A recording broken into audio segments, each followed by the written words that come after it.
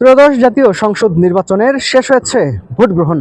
চলছে গণনা। ঠাকুরগাঁয়ের 3টি আসনে ইতিমধ্যেই সকাল 7টা 30 মিনিট থেকে ভোট গ্রহণ শুরু হয়েছিল। সেই ভোট গ্রহণ শেষ হয়েছে 4টা 30 মিনিটে এবং এখন চলছে গণনা। ইতিমধ্যেই কিছু কিছু কেন্দ্রের ফলাফল কিন্তু আসতে শুরু করেছে। তবে ফলাফল আমরা সম্পূর্ণ কেন্দ্রের 3টি আসনের সম্পূর্ণ কেন্দ্রের ফলাফল আসলেই চূড়ান্তভাবে জানানো যাবে। এখন পর্যন্ত আমি এই মুহূর্তে রয়েছি ঠাকুরগাঁও জেলার রিটার্নিং কর্মকর্তা অর্থাৎ জেলা প্রশাসক কার্যালয়ে। এখানে কিন্তু আপনারা দেখছেন যে আইনশৃঙ্খলা বাহিনীর সদস্যরা তারাও কিন্তু এখানে ইতিমধ্যে এসে উপস্থিত হয়েছে এবং প্রজেক্টরের মাধ্যমেই কিন্তু এখানে ফলাফল জানানো হবে। ইতিমধ্যেই জেলা প্রশাসক কার্যালয় অর্থাৎ রিটার্নিং কর্মকর্তা কিন্তু ইতিমধ্যেই প্রজেক্টর টাঙিয়েছে যে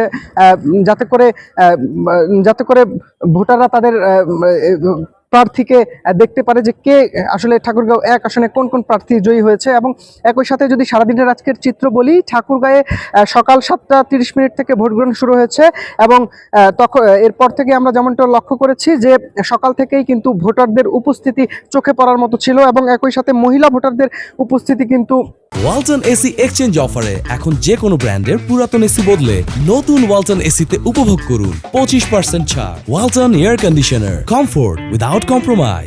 ব্যাপকভাবে ছিল এবং বেলা বাড়ার সাথে সাথে কিন্তু ভোটার উপস্থিতি আরো বাড়তে শুরু করেছে এবং এবং ঠাকুরগাঁয়ে সুষ্ঠু এবং নিরপেক্ষভাবে কিন্তু এখন পর্যন্ত ভোট গ্রহণ শেষ হয়েছে।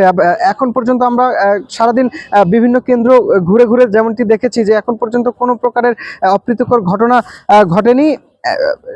প্রতিটি কেন্দ্রে কিন্তু আইনশৃঙ্খলা বাহিনী মোতায়েন ছিল। আমরা জেলা রিটার্নিং কর্মকর্তার সাথে কথা বলেছিলাম, তিনি আমাদের যেমনটি জানিয়েছিলেন যে প্রতিটি কেন্দ্রের যে নিরাপত্তার জন্য কিন্তু সেনাবাহিনী, র্যাব, এপিবিএন সহ অন্যান্য আইনশৃঙ্খলা রক্ষাকারী বাহিনীর সদস্যদের মোতায়েন করা হয়েছিল। তারা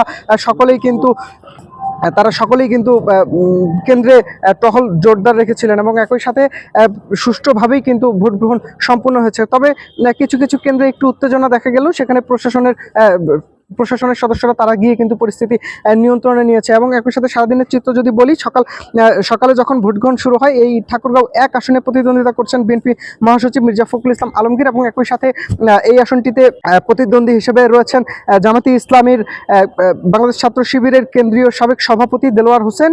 তিনি কিন্তু দাঁড়িপাল্লা প্রতীকে এই আসনটিতে লড়ছেন বিএনপি মহাসচিব মির্জা ফখরুল ইসলাম আলমগীরের প্রতিদ্বন্দ্বী প্রার্থী হিসেবে। একই সাথে ইসলামী আন্দোলন বাংলাদেশের খাদেমুল ইসলাম তিনিও কিন্তু এই আসনটিতে লড়ছেন এবং ভোট গ্রহণ শেষে এখন কিন্তু ফলাফলের অপেক্ষা।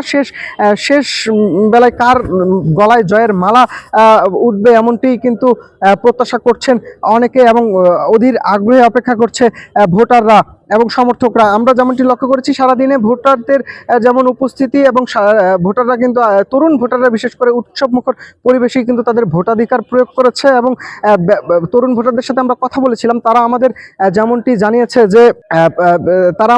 জানিয়েছে যে ভোটে তাদের যে দীর্ঘ 17 বছর যাবৎ যে ভোট দিতে পারেনি এবং অনেক তরুণ ভোটার এবার প্রথম ভোট দিবেন, তাই কিন্তু সকালেই কিন্তু তারা ভোট কেন্দ্রে উপস্থিত হয়েছিলেন এবং একই সাথে তারা তাদের যে ভোটাধিকার সেটি কিন্তু প্রয়োগ করেছেন।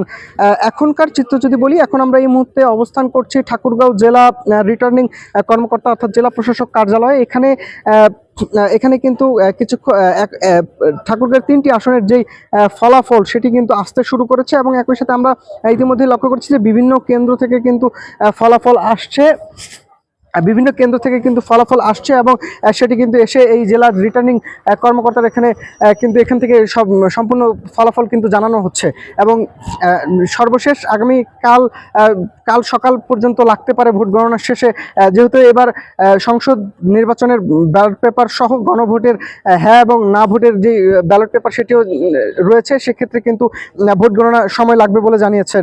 তো এই ছিল ঠাকুরগাঁও থেকে আমার কাছে সর্বশেষ। মিনহাজ আলম, এনপিবি, ঠাকুরগাঁও।